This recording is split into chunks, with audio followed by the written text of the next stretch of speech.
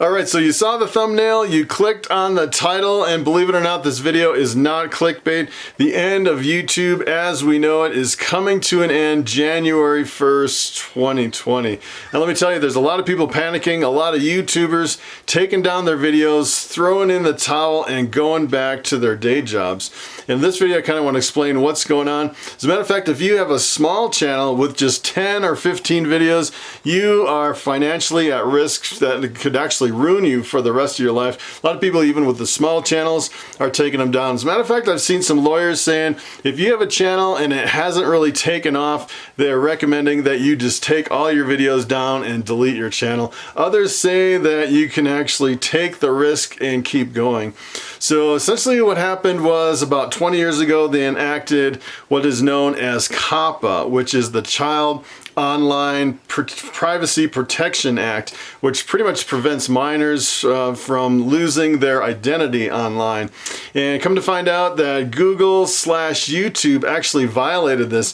And the way they did it is they actually looked at kids that were younger, like looking for toys and stuff like that. So for example, if they went on a video that had toys, and then they looked at another video, the ads that were recommended were actually recommending other toys as some of the advertisements placed in the videos. So essentially what they were doing is they were collecting data on these kids and then targeting ads over on the platform when these kids watched additional videos. And I'm not really a lawyer, so I don't really know all of the ins and outs. You may want to research a little bit more, but I just want to let you know about what is going on. So essentially back in, I think it was September of this year, just a few months ago, YouTube actually got fined $180 million because they violated this. So they were caught and they paid the fine. And then YouTube came back and said, you know, we really can't control this because it's up to the creators that are actually creating the content. So essentially it comes back to the liability comes back to us. And now the feds are actually looking at us to make the decision whether or not our videos are attractive or, you know, can attract the kids that are less than 13 years old. And the problem is where is the line as far as being attractive to kids? For example, I started my YouTube channel about 2 years ago, and I was like, well, just me and Bobby here in my reptile room. This is Bobby, my bamboo ball python, and here I've been doing videos every single day for 2 years, you know, working on trying to build a YouTube channel and explain all the ins and outs of ball pythons. And is that really attractive to kids that are under 13 years of age? So it comes down to there's really no hard and fast rules. YouTube won't tell you if your content is appropriate or not. And it pretty much comes up to the creator. So really the dilemma is the big problem is if I decided, all right, my channel is a kids channel and I mark it as a kids channel, now with the new rules, that changes everything. So now they won't have targeted ads on my channel, on any of my videos, and a lot of people are saying that'll reduce my ad revenue by about 90%.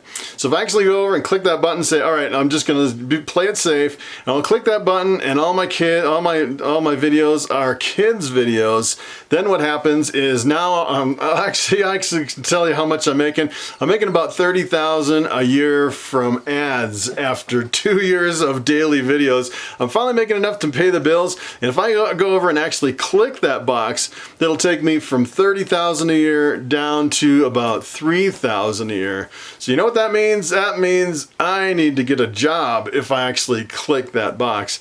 And not only that, is if I actually click that box where I say, all right, my videos are geared towards kids, it basically deactivates everything on all my videos. So it actually takes away all the comments, which is pretty devastating because a lot of times, you know, that is your community, and the community has a lot of input, especially on a channel like this. You know, I come out here and I say, you know, this is the way it is with ball pythons, and then everybody chimes in the comments and corrects me, and it's kind of like iron sharpening iron. We're learning from each other. I'm trying to do my best, and then from the comments and the responses, I learn some more information where I can actually improve my future videos with some of that new information. And a lot of times people say, you know, I'm tired of this kind of video, let's switch over to something else. And it helps me kind of mix up my videos and kind of guides me in the way I should go. And without the comments, I think it would be really hard as a YouTube creator. And not only that, they said that not only are they going to delete the comments, prevent any comments on any of your videos, they'll also prevent the thumbs up and the thumbs down. So I can't even tell if people are liking my videos or not. I'll just be like, you know, doing videos in a closet with no one giving me any input, not even knowing if people will actually like the content. Not to mention I'm losing 90% of my revenue. So the other thing is they also decided that they're gonna remove other features like the merchandise shelf. So actually underneath my videos now, I actually have a little merchandise shelf that's connected to Teespring that's a little bit extra income on top of just the ad revenue. So if they actually disconnect the Teespring account, now I'm losing the ad revenue plus all my merch on top of that, which brings me down even further. And I don't even know how you could survive if you actually did that. And then they're saying all these other things, that they're going to get rid of the end screens, the little recommended videos where I can recommend my own video at the end of my video. They're going to get rid of the little cards that pop up in the middle of the videos. They're going to get rid of playlists and stories and on and on and on. They're pretty much going to disable all the functions on YouTube, and people will just be able to watch your videos and won't be able to interact or anything like that. So that is one of the big things. And then the FTC actually came out and gave a specific number for the maximum fine per video. So for example, I have like almost 600 videos on my channel. If I have one of those videos that they consider content for kids, and I don't actually go in and specify that that video is a specific, you know, for kids under 13, I can actually get fined $42,000. I think it's $42,350 or something like that. It's over $42,000. It's per video, which is pretty crazy. And I actually sat down and figured it out. As a matter of fact, if I went to my channel, I have almost 600 videos. And if I just went in and clicked the button that says, yes, all my videos are appropriate for kids, you know, they're not targeted towards kids. And someone actually came in and said, no, every single video is actually in violation. I actually did the math, $42,000 times almost 600 videos, that's over $25 million fine that I could actually be fined. Now let me tell you, that is the risk that I take continuing to post videos here and working as a full-time YouTuber. Even though it took me 2 years to get here, posting videos every single day. So I would say if you have a small channel, and especially if you have a kids channel, you're gonna definitely have to click that button that says my content is for kids, and they're pretty much gonna disable everything on your channel and all your videos, which is pretty sad. I can't even believe it. So the other thing is the funny thing is I actually started YouTube, and I was kind of like everybody else where, you know, you start YouTube and you're not a YouTuber, you're just a casual user. As a matter of fact, I even forgot that I had a YouTube account for the longest time, and I posted like maybe 20 videos and kind of pretty much ignored the whole thing. I don't know what Bobby's doing, choking me out here. But I pretty much ignored it for years. I actually started my channel about 11 years ago, and I ignored it for probably 8 years. I started it, put a bunch of videos out there, and then just forgot about it. I didn't even know that I had those YouTube videos out there. And then I started hearing about people making a lot of money on YouTube, and I went over there, and believe it or not, one of my videos actually had 500,000 views, and I didn't even know it was getting the views. I didn't know what was going on. I didn't know you could make money off of that. As a matter of fact, if I would have monetized that, I would have probably made thousands of dollars just on that one video.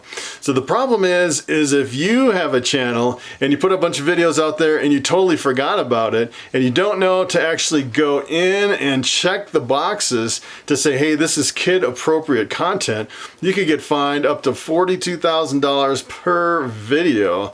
So I'd say this is probably hurting the smaller guys more than the big guys. You know, the guys like me, we know about it, we're in the scene, we know what's going on, and I would say it's a little bit easier for us to actually figure things out and go in and either delete our videos or, you know, mark certain videos or just kind of get out of the game or take the risk. But we know up front what's going on. But the little guys, I would say, are taking the biggest risk.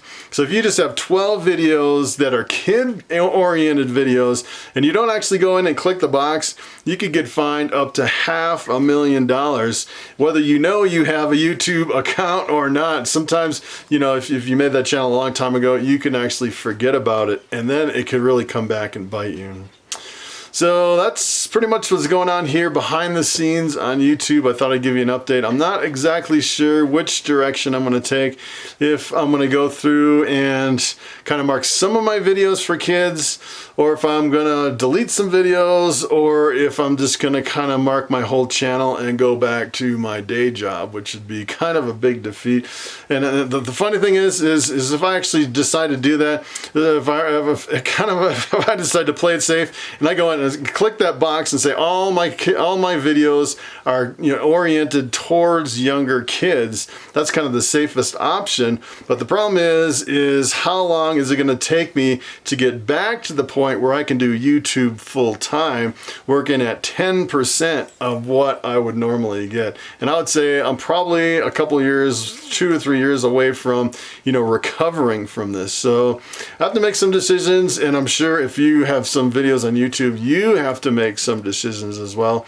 As a matter of fact, I was telling a lot of people on my channel, this is like the best thing you can ever do. Post videos on YouTube. I encouraged a lot of people. A lot of people started, and a lot of people are really, you know, doing a lot of videos here on YouTube, and unfortunately, it's not ending very well. So I wish you the best of luck. I would recommend probably doing some YouTube searches about what's going on to get some more information. And good luck, make some good decisions, and I will see you in the next video.